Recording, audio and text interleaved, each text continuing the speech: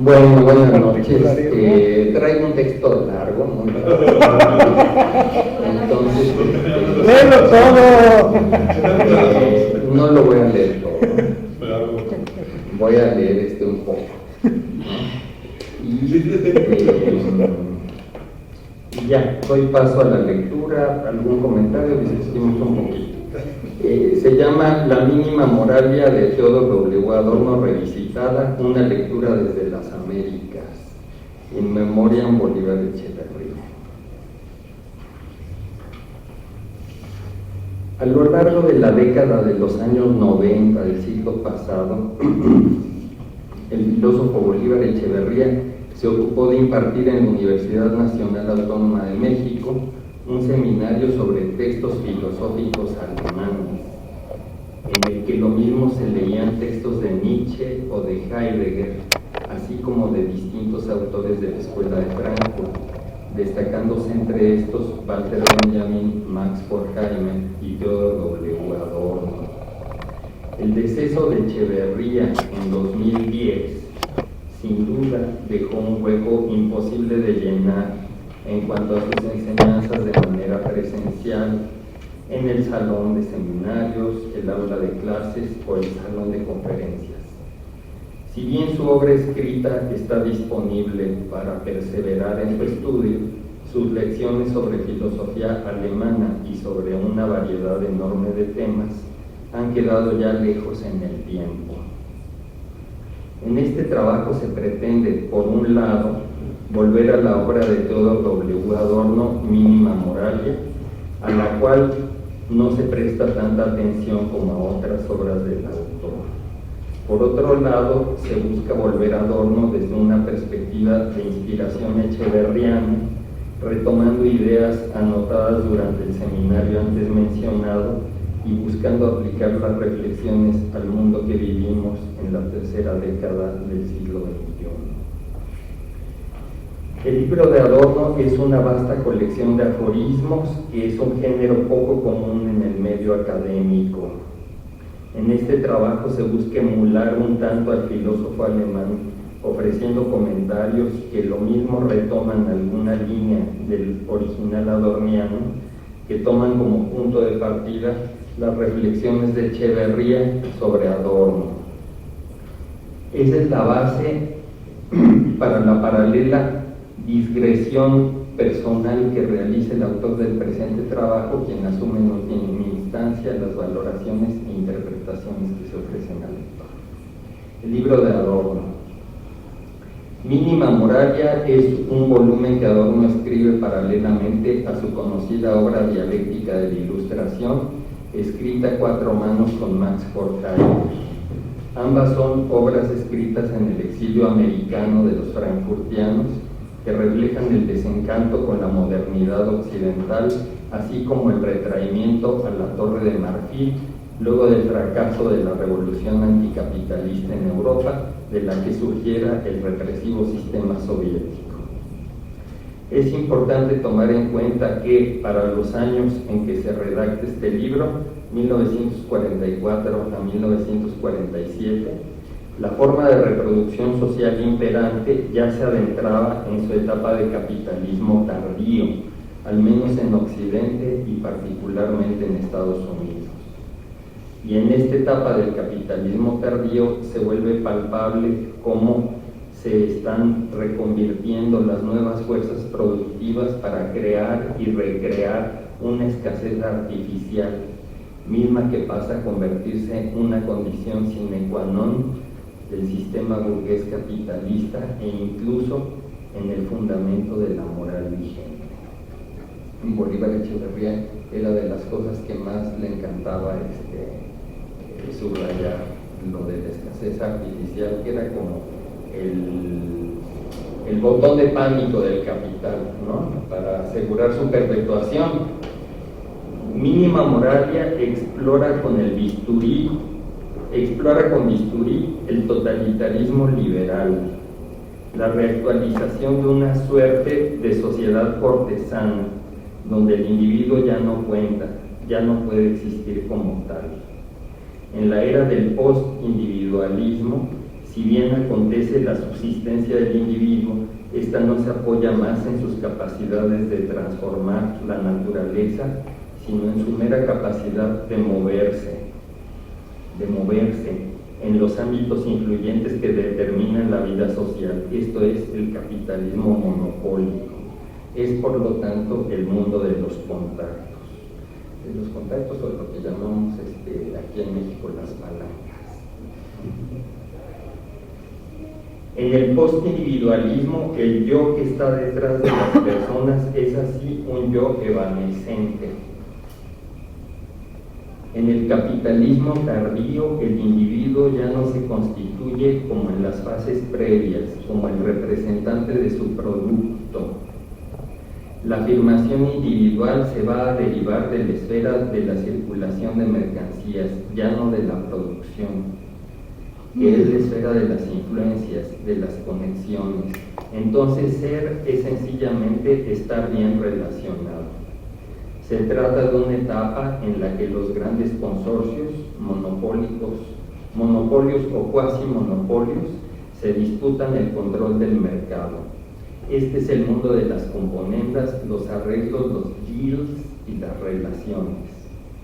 En este sentido, la cultura política de la modernidad lleva implícita la destrucción de la vida concreta individual. Esto ocurre así, ya que existe algo inacible, un minúsculo dispositivo en el código social que impone dictatorialmente un proyecto, el de la valorización del valor.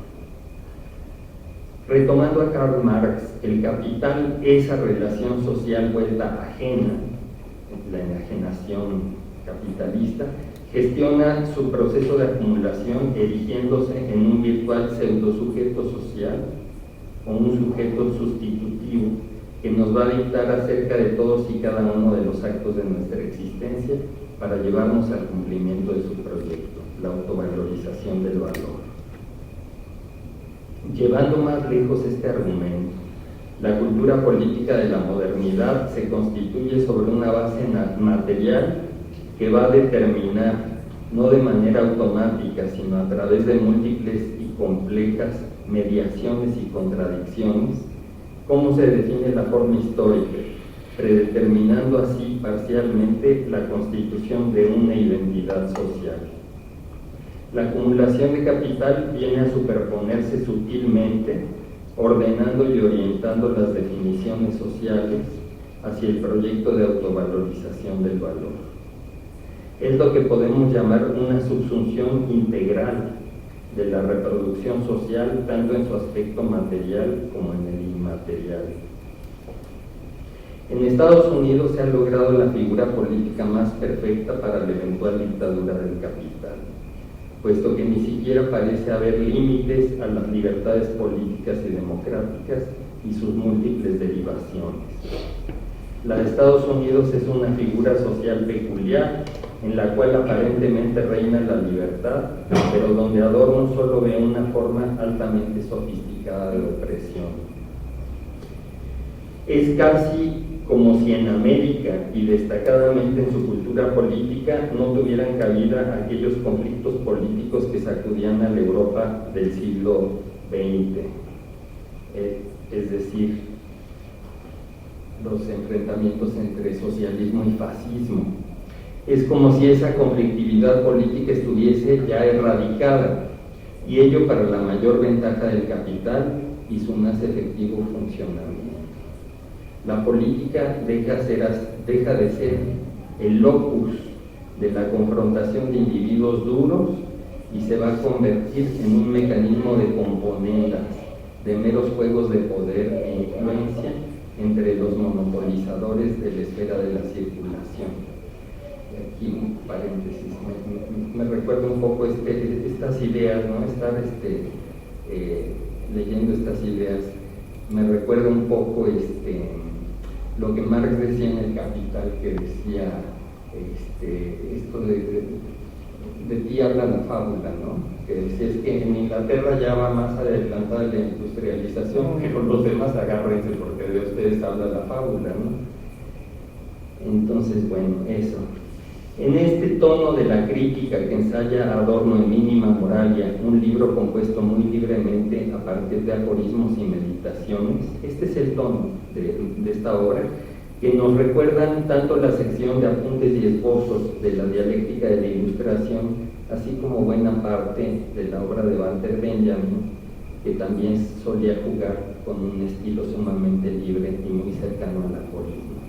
A continuación se ofrecen comentarios y reflexiones sobre algunos aforismos seleccionados de Mínima Moralia del teórico Rodrigo Adorno. Aquí empieza el texto.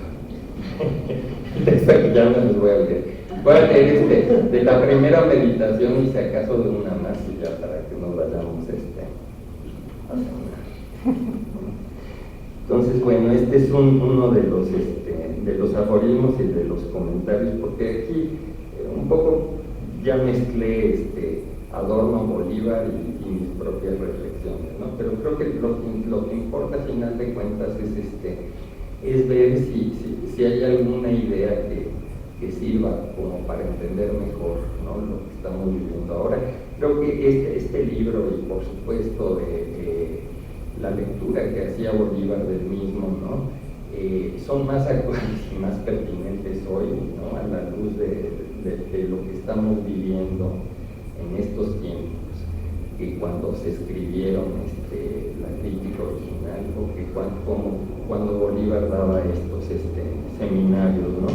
Y un poco pues, la iniciativa de hacer esto tiene que ver con rescatar una lectura que es muy rica, ¿no?, que a mí eso me lo parece, ¿no?, y ver de qué manera puede enriquecer, digamos, la discusión actual sobre el capitalismo contemporáneo. Entonces,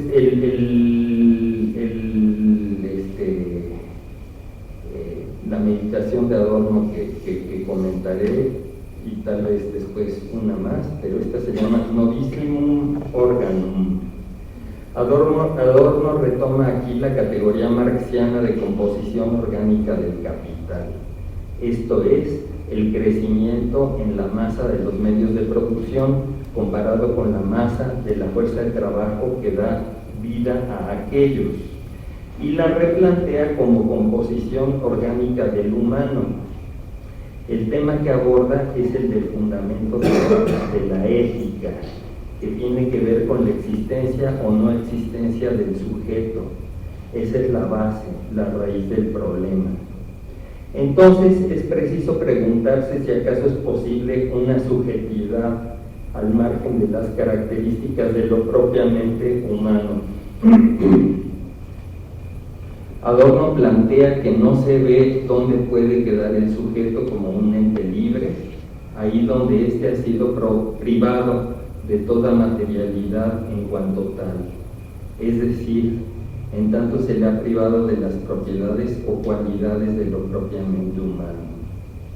Esta reflexión nos remite a la temática del hombre sin atributos, como el paradigma de la era de la negación de la subjetividad, tema que lo conecta con la obra de Robert Musil. Adorno viene a plantearnos entonces, en sentido radical, la posibilidad de la libertad solamente en la clandestinidad. Dice Adorno, aquí cito, que la vida se reproduzca bajo las relaciones de producción dominantes solo es posible en tanto el proceso que arranca con la transformación de la fuerza de trabajo en mercancía absorbe a la totalidad de los hombres y a priori hace mensurable y al mismo tiempo cosifica cada uno de los movimientos emotivos como una forma de la relación de cambio. Cierro la cita. Si bien en este aforismo Adorno cita a Lukács, lo hace con una carga de malicia e ironía, deslizando una crítica sutil por su viraje político hacia el estalinismo. Esta crítica es relevante en tanto que es el joven Lukács la inspiración fundacional de la escuela de Frankfurt. Se retoma de Lukács la idea de cómo, en la sociedad industrializada, el sujeto mismo está siendo absorbido por la cosa, es decir, el capital constante. Las propiedades del hombre pasan a ser propiedades de la cosa. Así, de sujeto pasa a convertirse en una entidad totalmente plana y externa, que únicamente mira cómo la máquina ama, ve, desea y demás por él. Para Adorno, el sujeto está extinguido por completo. Es una vuelta de tuerca a la contribución del joven Lukács de 1922, para quien la única política revolucionaria posible es la revolución total, radical, dado el extremo nivel de opresión prevaleciente. La cuestión que plantea Adorno en esta reflexión es la siguiente: ¿puede existir el sujeto sin subjetividad? La máquina, esto es la cosa capitalista, opera sola, determinando el rumbo del acontecer social en su procesualidad. Se trata de una sociedad que ya está totalmente cosificada. De ahí la idea adorniana de que la individualidad misma solo es posible en la clandestinidad.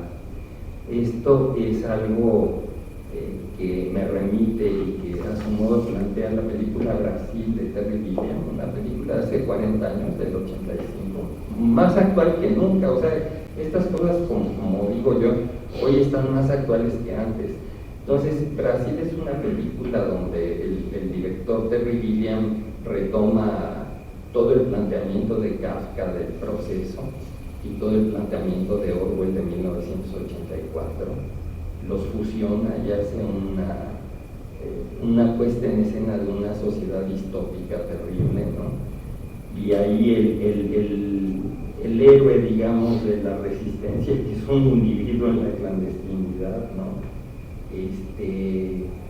Tiene que estar un poco a salto de mata haciendo sabotajes, pero finalmente la única forma de afirmarse como un ser libre, ¿no?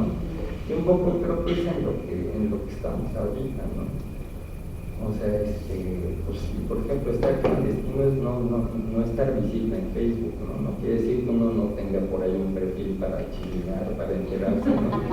Pero no estar visible de estar anunciando que te tragaste hace rato, por ejemplo, ¿no? Entonces, bueno, es que es el panóptico, ¿no? Ya hablaban del panóptico digital. Pues es que es eso, o sea, si tú solito te pones en el panóptico, pues ya fuiste, ¿no? Un poco esa es la idea. Bueno, ya voy a terminar con esta y yo creo que ahí le voy a parar. Entonces, el estado deviene capaz de absorber su propia oposición, mientras que eticidad implica decidir, tomar partido, y para ello debe de haber libertad. Así se cierra la posibilidad del estado ético que anunciara Hegel.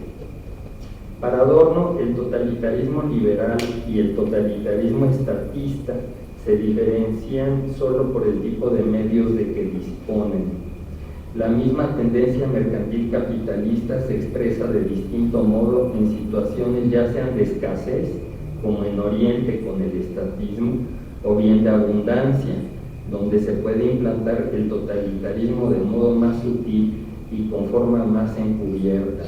Este sería el caso del occidente liberal y democrático. Ese mismo dispositivo en donde predomina marcadamente la escasez, es decir, en Oriente, convierte a la reproducción material en un gran universo carcelario, militarizado.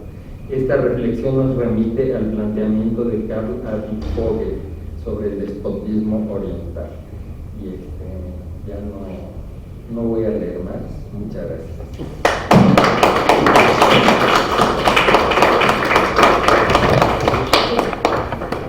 Muchas gracias, muy inspirador, muy interesante. Entonces, ¿quién quiere hacer una pregunta o un comentario?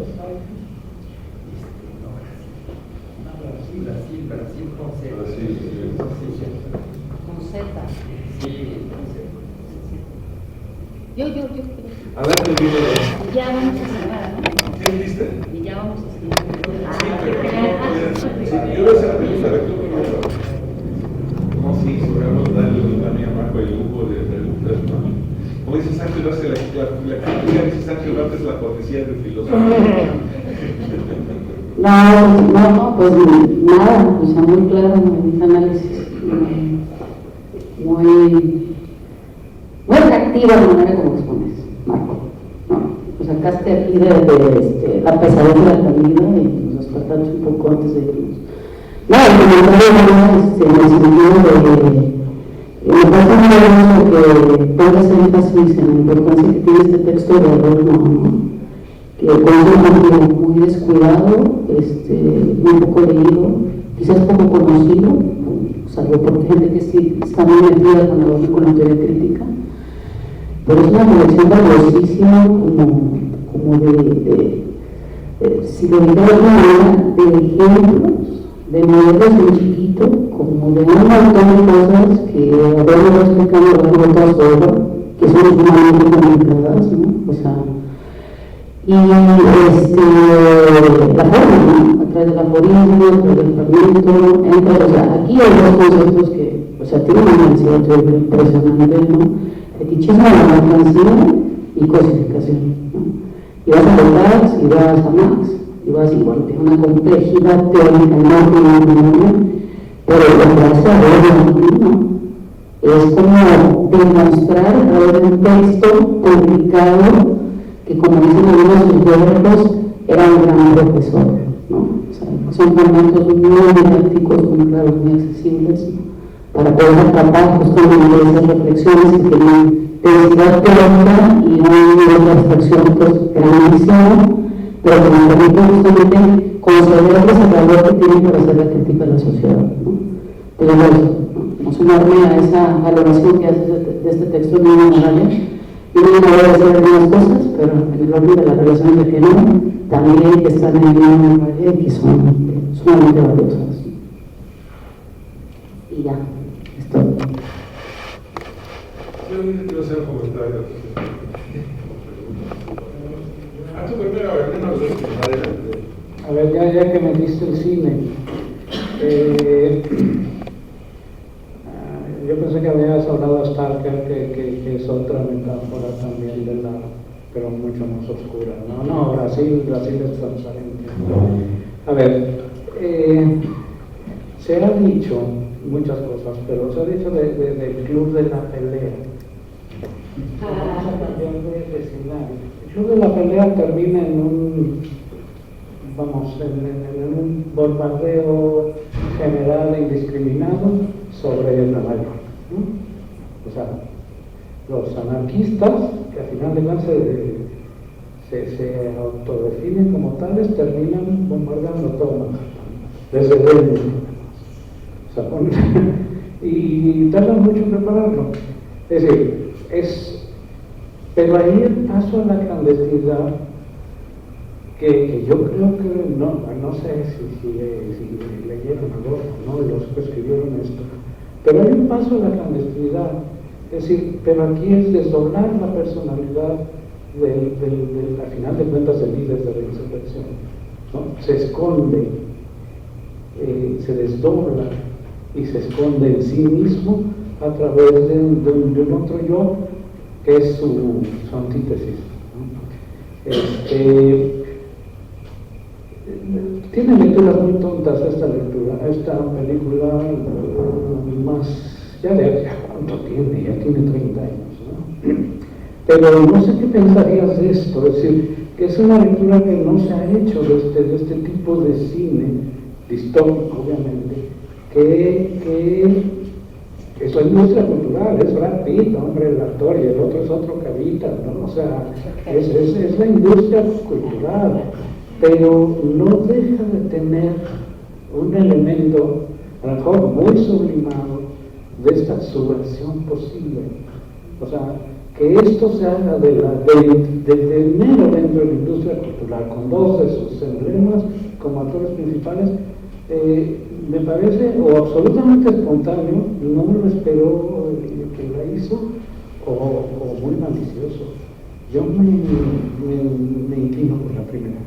No creo que siquiera se haya dado cuenta de lo que realmente está convocando, pero está convocando eso, un paso a la clandestinidad para desde allí, pues, guardar las cosas, ¿no? O sea, recuperar el momento revolucionario de quien nadie lo espera y en el momento que nadie lo espera. Sí, tal vez. Algo sobre, van a una reacción parecida a Aureliano, aunque un poco diferente. Yo creo que, ¿cómo decir? Yo creo que esta total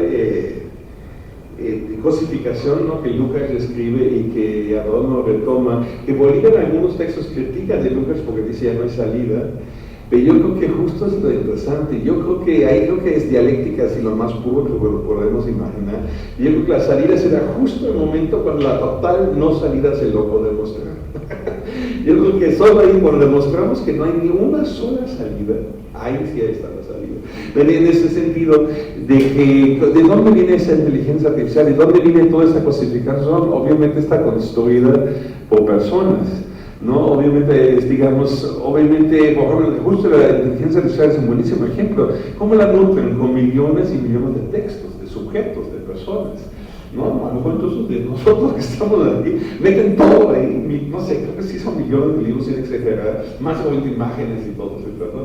Entonces hay una subjetividad muy potente ahí, claro, totalmente, digamos, la pasaron como una gran, ¿cómo se llama esta máquina que muele la carne?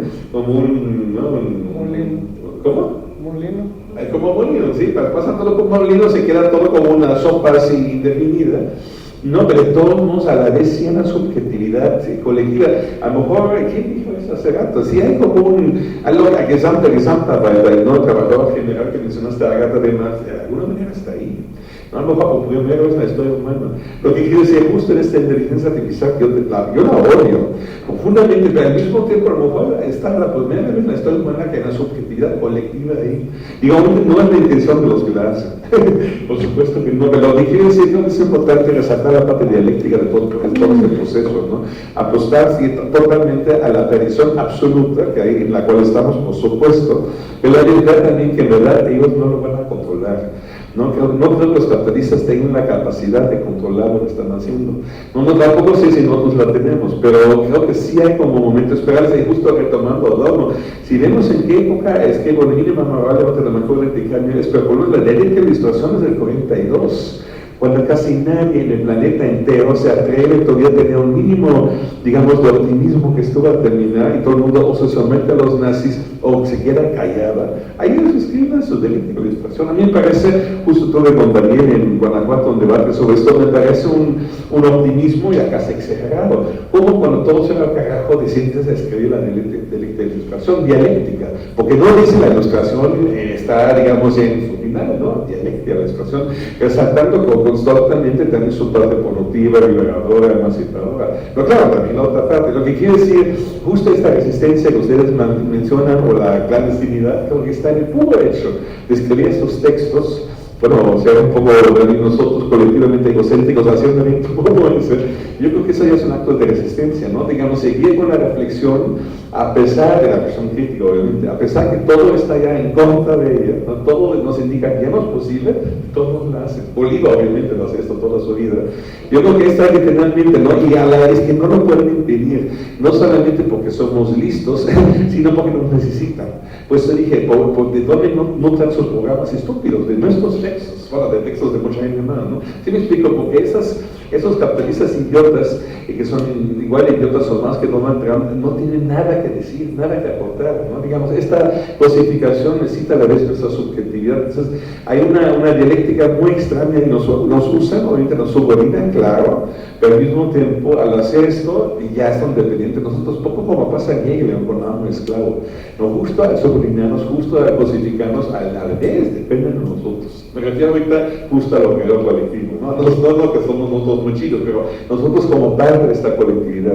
Entonces yo creo que esto hay que tener muy claro, que yo creo que sí estamos en el peor momento de la historia humana, que creo que sí lo estamos, pero al mismo tiempo a lo mejor es mejor. Yo siento, digamos, sí estoy casi seguro que estamos muy cerca, tan cerca como tal vez nunca, de la posibilidad de una revolución comunista, justo por esta inteligencia artificial que se le va a escapar de las manos, de esto estoy seguro. Claro, a lo mejor nos mata a todos, como dicen los discotías, también puede pasar, ¿no?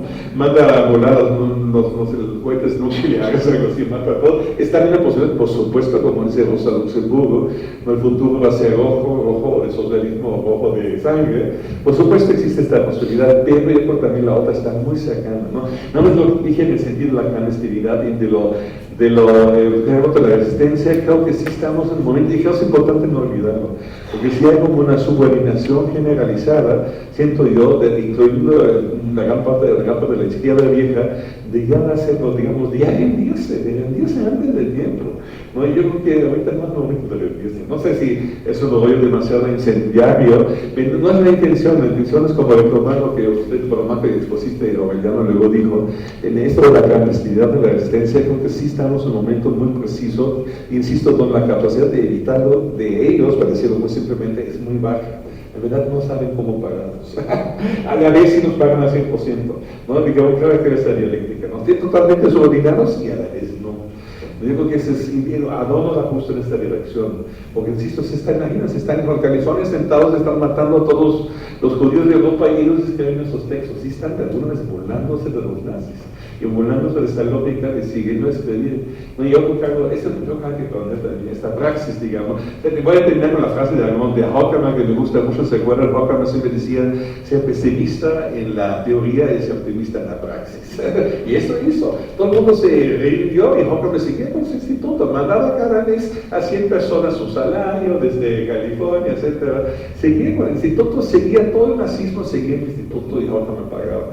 Me dice, mucha gente no sabe, eran 100 personas que pagaron ellos, entre ellos Benjamin, porque hay gente que dice, Hockerman no apoyó a Benjamin, es una mentira, por supuesto que lo apoyó, estaba en la nómina del instituto, pero lo que quiero decir, no escribieron todos esos textos, parecen muy pesimistas, pero a veces siguen una constancia de una praxis sí, clandestina rebelde, como a lo mejor, no sé si nadie, pero pocos más.